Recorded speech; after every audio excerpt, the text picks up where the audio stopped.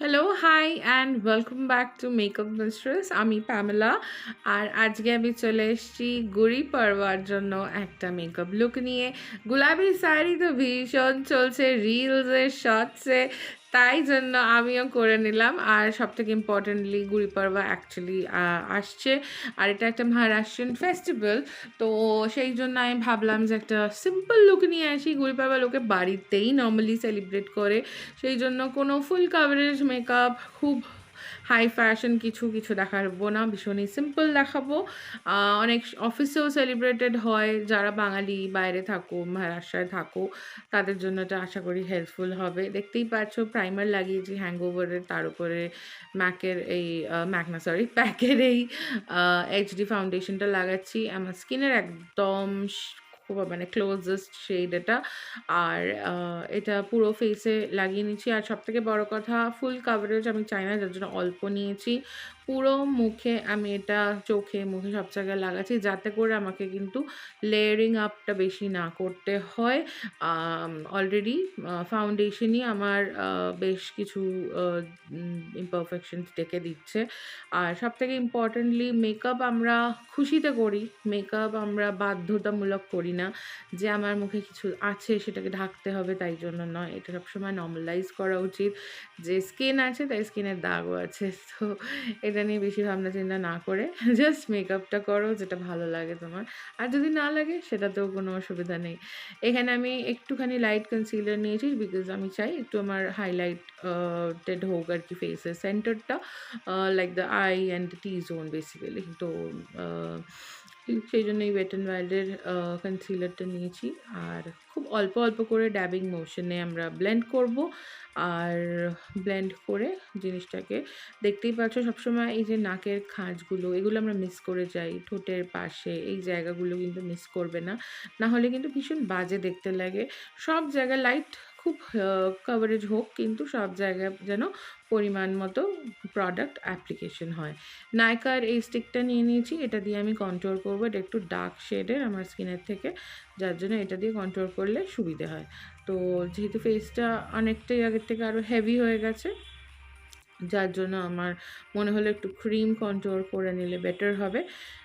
ক্রিমের উপরে পাউডার দেব। কনসেপ্টটা আমাদের এরকমই যে যে কোনো ক্রিম প্রোডাক্ট লাগানোর পর পাউডার দিয়ে সেটাকে সেট করতে হয়। যে কালারের ক্রিম প্রোডাক্ট লাগাচ্ছি আমরা সেই কালারেরই পাউডার প্রোডাক্ট লাগাতে পারি।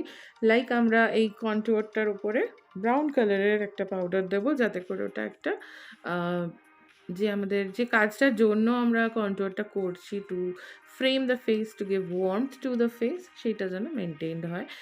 আর ক্রিম অনেক সময় ব্লাশও দেয় লোকে, তার উপরে ক্রিম, ব্লাশের উপরে পাউডার ব্লাশ, সেম সেম রিজনে। আর এখানে এই যে ট্রায়াঙ্গল পাফটা দিয়ে আমি একটা আম, আহ, এই ফেস পাউডারটা যেটা মেইবেলিন ফিটমি লাগাচ্ছি। দেখতেই পাচ্ছ ভীষণ অল্প লাগাচ্ছি। ডিউই মেকআপ চাইলে বেশি পাউডার দিলে কিন্তু ডিউইনেসটা চলে যায়, এটা মনে রাখতে হবে। স্মাইল লাইনে একটু হালকা করে পাউডার, বিকজ স্মাইল লাইনটা আমার অল্প অল্প আসে। আর চোখের তলাটা যেটা ইম্পর্টেন্ট, যেখানটা ক্রিজ হয় বেসিক্যালি, সেই জায়গাটা অনেক অনেক পাউডার দিলে কিন্তু কেকি লাগে। আর এখানে আমি এই সুইস বিউটির এই প্যালেটটা থেকে কন্ট্রোর শেডটা নিয়ে ব্রঞ্জ আপ করে নিচ্ছি ফেসটা আমার। যেখানে যেখানে আমি ক্রিম কন্ট্রোর দিয়েছি তার উপরে পাউডার কন্ট্রোর দিয়ে জিনিসটাকে সেট করে দিচ্ছি। এরপর নাকটাতেও করে নিচ্ছি, যাতে করে মেকআপটা সেই জায়গাতে স্টে করে পাউডারের জন্য, যাতে লক হয়ে যায় বেসিক্যালি ক্রিমটা। আর এরপর চলে যাব ডিরেক্টলি হচ্ছে ব্লাশে। যাদের একটু রাউন্ড হেভি ফেস তাদের জন্য বলে রাখি, ব্লাশের অ্যাপ্লিকেশনটা কিন্তু এক্স্যাক্টলি আমি যেখানে করছি সেইখানে করবে। যদি নোজের অনেক বেশি কাছে চলে আসো তাহলে কি হবে, ফেসটা আরও রাউন্ডেড লাগবে, which is actually we don't want. তো আমরা ফেসটাকে একটু লিফটেড চাই, সেই কারণে আমরা এরকমভাবে ব্লাশ লাগাই। আর এই দেখো আমি দেখাচ্ছি আমার ইমপারফেকশনস, 4-5টা দাগ দুগালেই রয়েছে। ইটস ওকে, জাস্ট নর্মালাইজ, কোনো প্রবলেম নেই, কোনো ব্যাপার নেই, don't have to be insecure, just flaunt your scars. তোমরা জীবনে অনেক হার্ডশিপস করো, সব কিছু জন্যই একটা করে মার্ক থাকে আমাদের। তো এটাও সেই রকমই মনে করে নেবে। তোমাদের টেনশন, তোমাদের অনেক বেশি যত দায়িত্ব থাকে সেইগুলোর জন্য হয়তো এগুলো আসছে। লাইফে অনেক কিছু করতে হয় যার জন্য নিজের অনেক খেয়াল রাখা হয়তো যায় না, যেগুলোই আমাদের ফেসে এরমভাবে ফুটে ওঠে।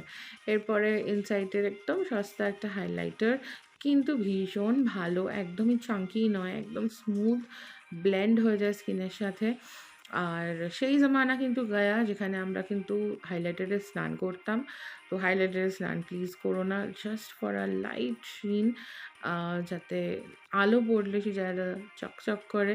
আর আমাদের স্কিন থেকে এমনি আমাদের ন্যাচারাল অয়েলস বেরোয়, যেটা দিয়ে কিন্তু হাইয়েস্ট পয়েন্টগুলো এমনি আমাদের একটু হাইলাইটেড থাকে। এরপরে সেট করে নিচ্ছি নিক্সের এই সেটিং স্প্রেটা দিয়ে। এটা ভীষণই ভালো, মানে একদম হাইড্রেশনও দেয় আমার স্কিনে, প্লাস সেট করে রাখে মেকআপটা। তো এটা হচ্ছে last portion of the base makeup. এরপর চলে যাব আমি হচ্ছে আইব্রাউজে। এটা আমার ভীষণ ফেভারিট একটা আইশ্যাডো প্যালেট, মানে সরি আইব্রাউ প্যালেট, যেটাতে একটা ক্রিম, একটা পাউডার প্রোডাক্ট ছিল। ক্রিম প্রোডাক্ট এখন এই একটুখানি রয়েছে, পাউডারটা শেষ, লাস্টে একটু ভেঙেও গেছিলো অবশ্যই। আর এই ব্রাউন শেডটা দিলে কি হয়, আমাদের ব্রাউজটাকে আমরা মিমিক করতে পারি। এরপরে সেম ওয়েতে আমরা কিন্তু পাউডার দিয়ে এটাকে সেট করে নেব।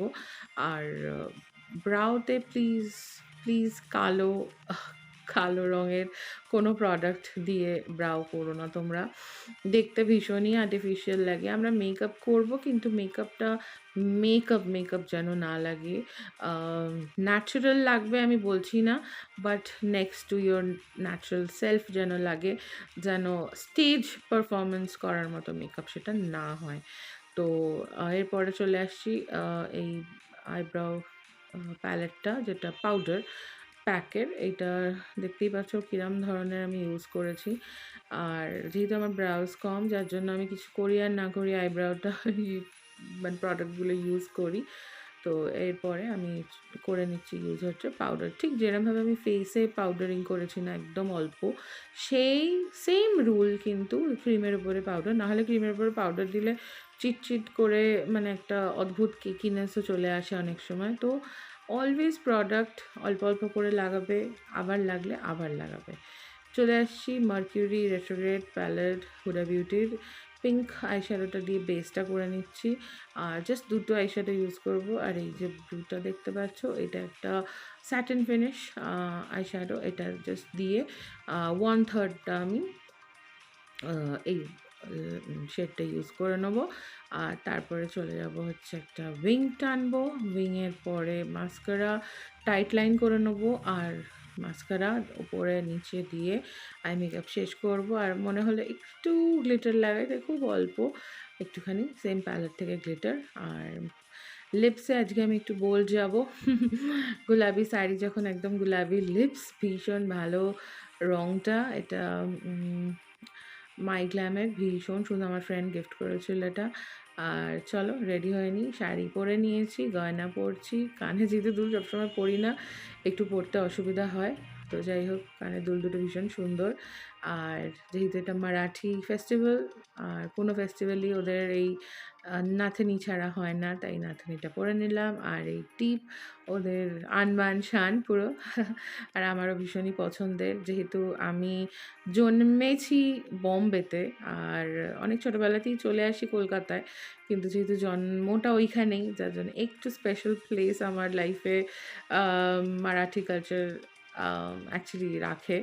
তো সেই জন্য আমার এগুলো ভীষণ পছন্দের। আশা করি ভালো লেগেছে সবার, যদি লেগে থাকে প্লিজ একটু লাইক, শেয়ার, সাবস্ক্রাইব করে নিও। আর জানিও কিরম লাগছে, অনেকদিন পর মেকআপ কন্টেন্ট দিলাম। আর খুব শিগগিরই দেখা হবে নতুন ভিডিও নিয়ে।